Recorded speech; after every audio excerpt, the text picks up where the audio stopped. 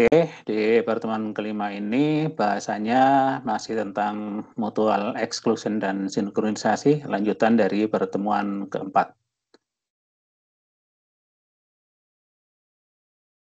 Di pertemuan keempat kemarin kita sudah belajar konsepnya, latar belakangnya. Kenapa perlu ada concurrency, perlu ada pengaturan proses yang berjalan banyak. Karena ada masalah yang bisa ditimbulkan di situ. Antara lain adalah bisa terjadi deadlock, sehingga tidak ada proses yang bisa jalan. Bisa juga terjadi starvation, karena ada proses yang terlalu lama untuk mendapatkan layanan. Layanan bisa dalam bentuk mendapatkan resource atau layanan untuk berkomunikasi dengan proses yang lain. Kita juga tahu ada masalah race condition, di mana hasil akhir itu dipengaruhi oleh urut-urutan eksekusi, proses mana yang dieksekusi dahulu.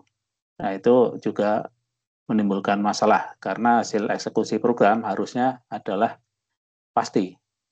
Kalau hasilnya acak, itu nanti bisa membuat bingung. Ya, suatu saat hasilnya sekian, satu saat beda lagi. Nah, itu juga nggak boleh terjadi. Nah, di pertemuan ke-5 ini, kita langsung bahas contoh-contoh kasus dan bagaimana pengaturannya, sehingga kasus yang dimungkinkan bisa terjadi itu bisa dihindari. Contoh kasus yang pertama adalah produser consumer. Kemudian di contoh ini asumsinya buffer yang digunakan adalah infinite buffer. Infinite buffer itu maksudnya buffer tidak bisa penuh. Buffer itu apa? Buffer adalah untuk penampung data. Jadi kita asumsikan di sini penampung datanya tidak bisa penuh. Ini tujuannya untuk menyederhanakan masalah. Nanti buffer yang sebenarnya itu ada di contoh kasus yang kedua. Nah, deskripsinya adalah ada satu atau lebih produser.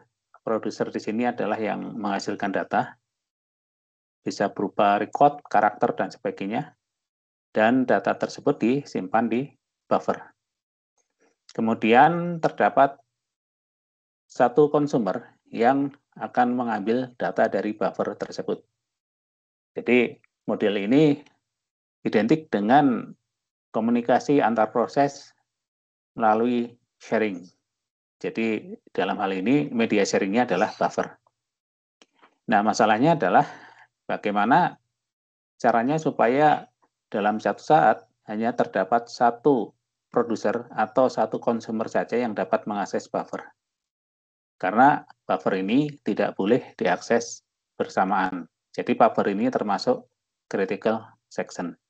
Nah, itu deskripsi masalahnya ya. Bisa tergambar ya. Itu yang harus diatasi. Bagaimana membuat program agar dalam satu saat hanya satu proses yang mengakses buffer. Nah, ini adalah solusi tanpa semapur. Ini solusi dengan program biasa ya. Yang solusi dengan program biasa kita lewat ya. Kita langsung fokusnya adalah yang menggunakan semapur. Nah, sebelumnya sebagai gambaran buffer ini bisa digambarkan seperti ini. Buffer itu penyimpan data. Jadi yang disimpan di buffer itu bisa banyak. Kemudian setiap tempat penyimpan di buffer itu diberi dengan indeks untuk memudahkan pengaksesan. Ini contohnya, ya, indeksnya dari 0, 1, 2, 3, 4, dan seterusnya. Kemudian untuk mengakses data di setiap tempat di buffer itu ada pointernya. Karena data di buffer itu bisa masuk dan bisa keluar, maka pointernya dibedakan menjadi pointer in dan pointer out. Nah, dari contoh ini kita bisa lihat bahwa sudah terjadi pengisian buffer sejak indeksnya 0 sampai 3. Jadi sebenarnya sudah pernah ada 4 data ini yang masuk. Kemudian kita lihat pointernya ada di indeks keempat, artinya kalau ada data baru masuk, dia akan ditaruh di indeks keempat.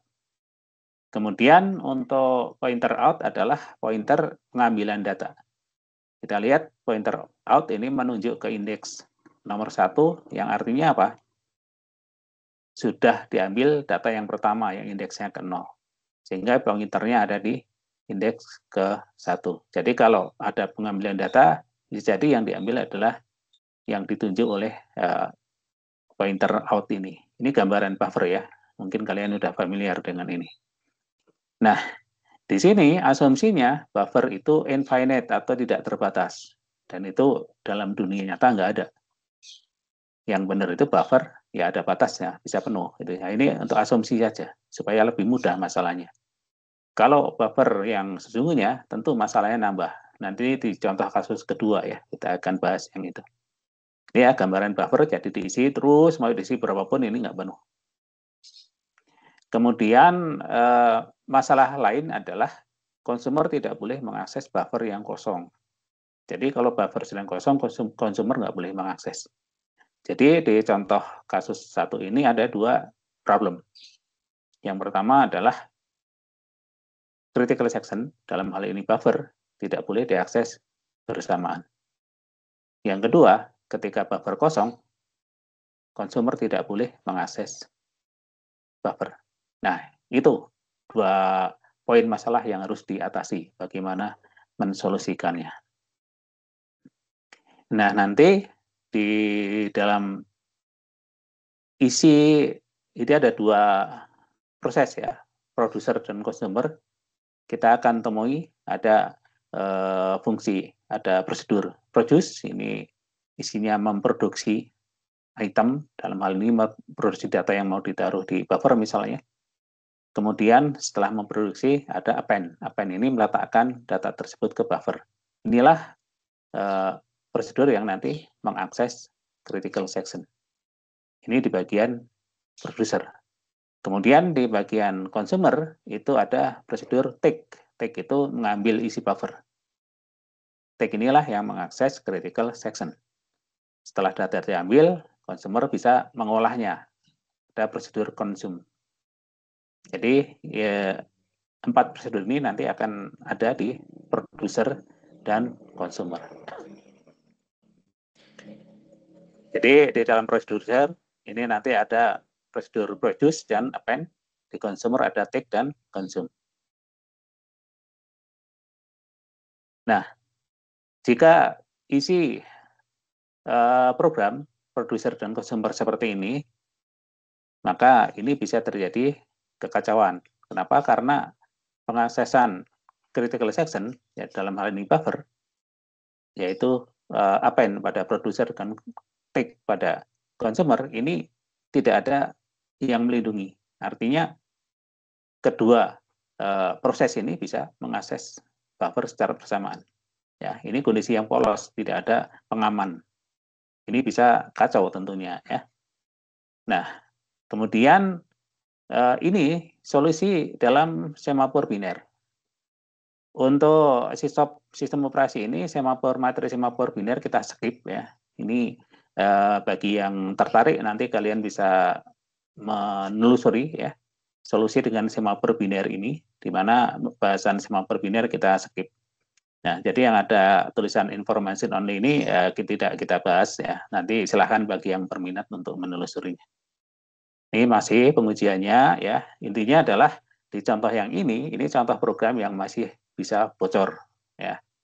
Ini diuji, kemudian urutan eksekusi PC artinya produser consumer ini maksudnya produser consumer ya. Maka tidak ada masalah. Kemudian urutan produser 3 kali aktif, kemudian consumer 3 kali ngambil data. Oke-oke aja.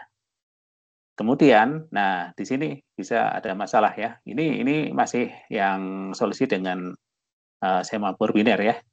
Jadi urutannya adalah produser consumer, ini produser consumer, kemudian consumer ini belum selesai mengeksekusi seluruh baris programnya, itu sudah disela oleh produser. Nah, sehingga ini yang warna merah ini harusnya baris program milik consumer tidak tereksekusi. Oke. Nah, kemudian consumer jalan lagi. Kemudian setelah itu dia nyoba jalan lagi. Nah, itu masalahnya ya, bisa terjadi kesalahan di situ. Itu karena tadi consumer itu bisa disela dan efeknya bisa kacau ya. Jadi program tadi ada kekurangan, kemudian ini salah satu solusinya ya, ditambahkan satu variabel M untuk menampung nilai yang di variabel N. Setelah diuji lagi ya dengan kasus yang sama ini, jadi produser consumer, kemudian di sini disela oleh produser, tetapi yang dicek sekarang variabel M jadi aman ya. Kalau sebelumnya kan N. Jadi dengan perubahan ya, penambahan satu baris ini, satu variabel ini menjadi programnya lebih aman, tidak bocor ya. Oke, cuma kita yang semafor biner indikasinya ada huruf B ini tidak kita bahas detail ya. Nah, yang kita bahas adalah solusi dengan counting semafor atau general semafor ya. Ini yang kita bahas. Nah, kita lihat ini terlihat solusinya lebih sederhana ya. Kalau kita bandingkan dengan yang ini. Yang ini ya, ini cukup agak banyak. Ya, yang diperbaiki ini juga masih banyak ya, bahkan tambah baris. Nah, ini yang dengan semafor generik ya. Ini solusinya terlihat lebih simpel. Nah, ini coba kita baca programnya secara lebih detail. Di main program ini ada Barbikin yang akan meng-treat proses produser dan consumer secara concurrent. Ini bisa jalan secara acak masing-masing dan boleh saling menyerobot, ya, tidak diatur. Kemudian di sini ada dua semafor yang didefinisikan, yaitu N dengan nilai awal 0 dan S dengan nilai awal 1. Kemudian ada dua prosedur. Yang pertama adalah produser, yang kedua adalah consumer. Jadi yang di-create di main program, ini isinya. Oke. Nah, kita lihat ada satu baris program yang mengakses critical section atau buffer, yaitu ini. Di bagian produser ini append, di bagian consumer ini take. Ini yang tidak boleh diakses secara bersamaan ya. Itu yang harus gantian ya. Itu yang harus bergantian pengaksesannya. Kalau bersamaan bisa kacau datanya. Oke. Nah, karena tadi ada dua permasalahan yang harus diatasi, yaitu critical section hanya boleh diakses oleh satu proses dalam satu saat, maka ini harus diamankan. Cara mengamankannya, di sini solusi dengan semafor adalah dengan sembit dan semsinyal. Jadi, garis yang mengakses critical section diapit oleh sembit dan semsinyal. Variabel semafornya sama. Di sini adalah S. Di bagian consumer juga tag itu ada di antara sembit dan semsinyal. Jadi di sini jelas semafor S tujuannya untuk melindungi critical section atau buffer. Diberi nilai awal 1. Di pertemuan sebelumnya kita sudah tahu ya, kita pelajari apa efeknya kalau semafor yang melindungi critical section tidak diberi nilai awal 1. Coba, kalau S-nya ini diberi 0, efeknya apa kira-kira? Ada yang masih ingat? Efek. Kalau semafor yang melindungi critical section diberi 0, maka efeknya? Di blok, Pak. Maksudnya? Maksudnya kan di sembit itu nilainya dikurangi 1. Iya, terus? Masih Masalahnya? bisa. Tidak, Pak. Masih bisa masuk ke critical section. Jadi kalau S-nya 0, masalahnya adalah? Tidak ada, Pak. Tidak ada masalah. Tidak ada, Pak. Oke, ada yang lain? Bermasalah nggak kalau S-nya ini saya beri nilai 0? Ini review yang pertemuan sebelumnya ya, kita udah bahas itu kan. Yo, siapa yang berpendapat? Tadi teman kalian berpendapat tidak ada masalah. Benarkah kalau S-nya 0 tidak ada masalah? Ayo, ingat-ingat yang bahasan sebelumnya ya.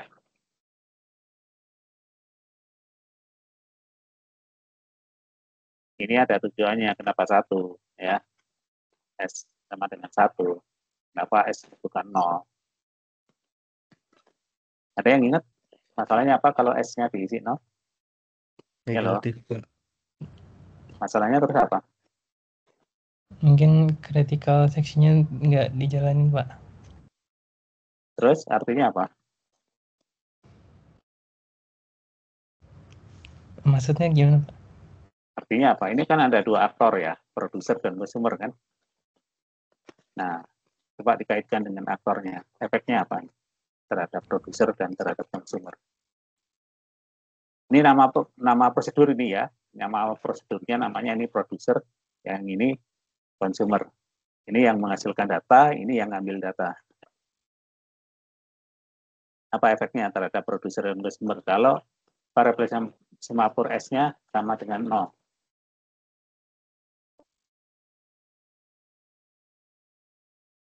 Ya, ada masalah itu kalau 0. Ya. Yaitu, soalnya adalah Deadlock, Pak. deadlock. Apa artinya? Nggak bisa ngambil juga pokoknya, Pak. Dua-duanya nggak bisa ngambil soalnya si Ya, semafornya 0, Pak. betul. Ya, produser dan consumer ini nggak akan pernah bisa mengakses buffer. Produser nggak akan pernah bisa naruh data, consumer nggak akan bisa pernah ngambil data. Itu kalau S-nya 0. Ya. Salah memberi nilai awal itu bisa bermasalah. Kenapa? Karena ini kan, dia jalankan sandwich otomatis langsung ke blok. Kalau S-nya 0 ya, karena langsung negatif. Yang consumer juga langsung negatif. Dua-duanya nggak ada yang jatuh. Kalau S-nya lebih dari 1, apa efeknya?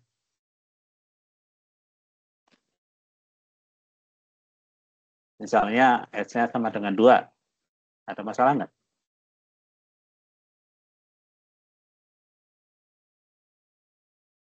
Yo, yang ingat bahasan pekan lalu, boleh nggak S-nya sama dengan 2? Boleh, Pak. Boleh. Oke, ada pendapat lain? Jadi kalau S-nya sama dengan 2, nggak ada masalah ya? Mungkin programnya bisa dijalanin berduaan gitu. Iya, masalah nggak ini? Iya, Masalah. Masalahnya apa? itu namanya. Rest condition nih kalau nggak salah ya. Bukan, bukan Bukan. race condition. Tadi kan ada dua masalah yang coba disolusikan ya di kasus contoh ini. Apa? Masih ingat nggak masalahnya? Yang harus dicegah, nggak boleh dilakukan. Yaitu buffer tidak boleh diakses oleh lebih dari satu proses dalam satu saat. Yang kedua, buffer yang kosong nggak boleh diakses oleh consumer. Nah, dua itu kan. Nah, kalau S-nya lebih dari 1, apakah kedua larangan tersebut ada yang dilanggar?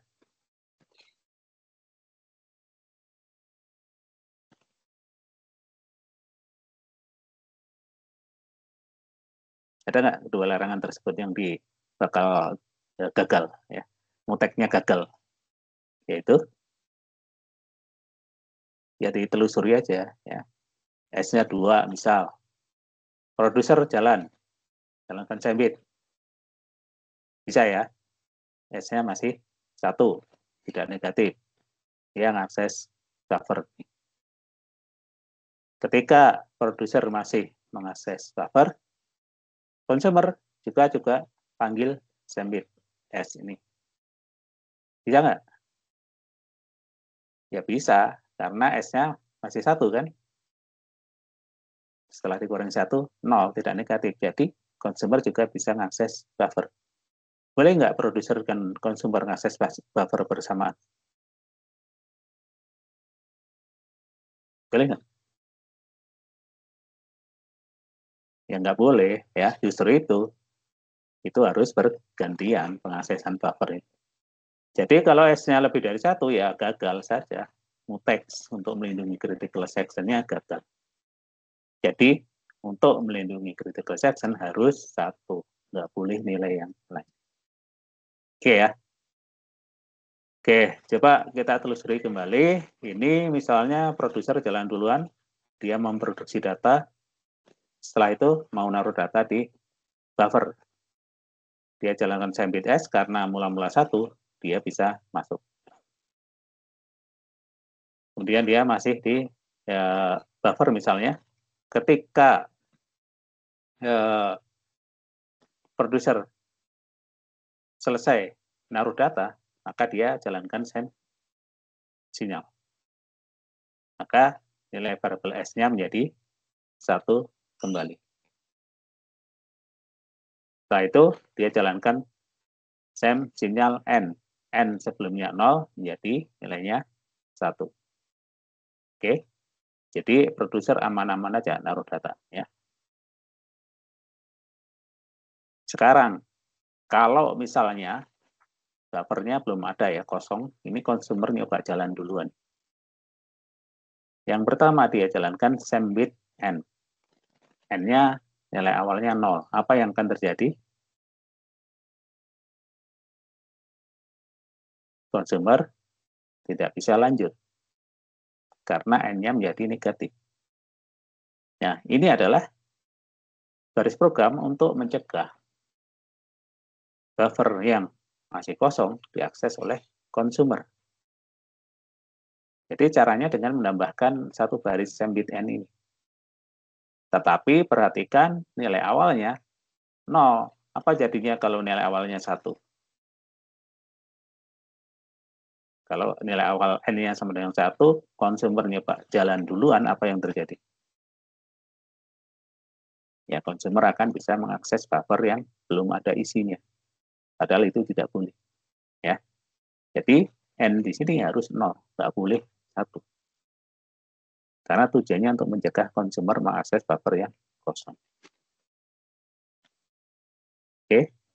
Jadi, kalau consumer jalan duluan, dia akan tercegat di sini sampai apa? Sampai tadi produser berhasil menaruh data dan menjalankan send sinyal N ini. Disinilah consumer baru bisa lanjut dengan jalankan sembit S untuk mengakses data. Kira-kira itu seperti itu ya jalannya program. Nah, ini penelusuran baris per baris ya, pengujiannya dengan tabel. Jadi ini produser jalan duluan, kemudian ini nilai semapur S, ini N ya. Ini antrian blok. Jadi mula-mula seperti ini ya, S-nya 1, N-nya 0, yang antri tidak ada. Kemudian dijalankan sembit S, maka nilai variabel S dari 1 menjadi 0. Kemudian append ini naruh ya, naruh data di buffer. Kemudian send sinyal S, S-nya jadi 1, send sinyal N, N-nya jadi 1. Setelah itu consumer jalan. Maka terakhir S-nya 1, N-nya 0. Produser lagi, S-nya 1, N-nya 1. Kemudian consumer jalan lagi, S-nya 1, N-nya 0. Nah, di sini misal consumer nyoba jalan lagi, padahal datanya sudah nggak ada ya. Ini kan produser naruh data 1, diambil consumer. Naruh data kedua, diambil consumer. Ada kosong kan? Ini consumer nyoba jalan. Nah, maka dia terblok karena buffernya kosong. Yang bisa jalan sekarang siapa? Produser. Jalankan baris ini, consumer masih terblok. Nah, sampai di sini. Begitu jam sinyal N, consumer sudah tidak terblok. Sehingga bisa ngambil data yang ketiga. Dan seterusnya. Dengan urutan seperti ini, oke saja. Yang punya pertanyaan langsung aja diaktifkan mic-nya.